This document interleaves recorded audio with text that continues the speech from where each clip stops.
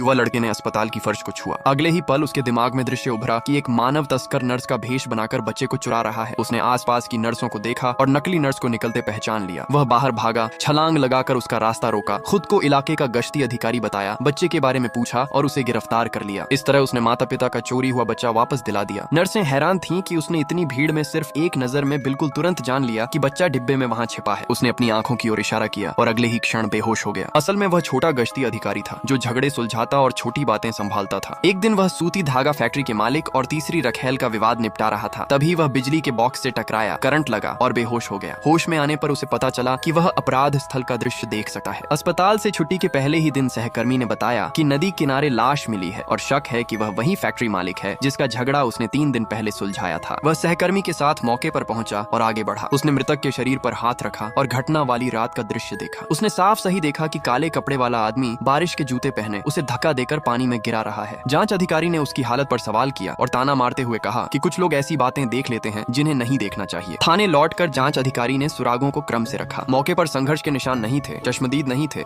और तीसरी रखेल के पास अलिबी था। इसलिए उसने इसे हादसा मानकर कहा कि वह रात में ज्यादा पीकर फिसलकर डूब गया होगा। लेकिन युवक को यकीन था कि उसे धक्का दिया गया है, इसलिए उसने अलग राय दी। उसने कहा कि उस दिन बारिश नहीं थी, फिर भी हत्यारे ने प्लास्टिक के बारिश वाले जूते पहने थे। उसने बाएं हाथ से धक्का मारा था और वह बाएं हाथ का है। जांच अधिकारी उलझ गया क्योंकि रिपोर्ट में जूतों का जिक्र नहीं था और लेफ्ट हैंडेड की बात भी नहीं थी। उसने पूछा, यह निष्कर्ष कहां से आया? तो युवक ने कहा कि वह अंतर्ज्ञान से बोल रहा है और इससे उसे लगा कि वह बातें बना रहा है। तभी फोरेंसिक डॉक्टर दूसरी जांच की रिपोर्ट लेकर आया जिसने युवक की बात का समर्थन किया। रिपोर्ट में बताया गया कि काई में बारिश के जूतों के 3 निशान मिले हैं और काई के दबने की दिशा से निष्कर्ष निकला कि हत्यारा मृतक की दाईं ओर खड़ा था और बाएं हाथ से जोर का धक्का देकर उसे पानी में धकेला। ये वही था जो युवक ने कहा था। शाम को जांच अधिकारी ने एक रूमाल दिखाकर पहचान पूछी। युवक ने जेब टटोली और समझ गया कि वह उसका ही रूमाल है, लेकिन जैसे ही उसने हाथ बढ़ाया, जांच अधिकारी ने हथकड़ी लगाकर उसे पकड़ लिया। रूमाल घटना स्थल पर मिला था और युवक घटना को बारीकी से जानता था, इसीलिए उसे शक हुआ कि युवक ने अस्पताल में भर्ती रहने का बहाना बनाकर अलिबी बनाया और निकलकर फैक्ट्री मालिक की हत्या कर दी। सबसे बड़ा संदिग्ध बनकर युवक ने बताया कि उसे एक आदमी दिखा जो काले रबर के जूते पहने मृतक की दाईं तरफ खड़ा था। फिर उसने बायां हाथ बढ़ाकर उसे नदी में धकेल दिया। उसने कहा कि अस्पताल से बाहर आने के बाद से उसकी बाईं आंख को ऐसी घटनाओं का दृश्य दिखता है, पर वह स्रोत समझा नहीं सकता। जांच अधिकारी ने इसे बहाना मानकर भरोसा नहीं किया और अगले दिन अस्पताल के रिकॉर्ड मंगवाए। जांच में पता चला कि युवक के पास अपराध करने का समय नहीं था। नर्सों ने बताया कि होश में आने वाले दिन दोपहर बाद उसने अस्पताल में ही मानव तस्कर को पकड़ा था और उसके तुरंत बाद वह कोमा में चला गया था। वह तीसरे दिन दोपहर को ही होश में आया और इस बीच अस्पताल छोड़ना संभव नहीं था। इससे जांच अधिकारी को समझ आया कि उसकी पहली धारणा गलत थी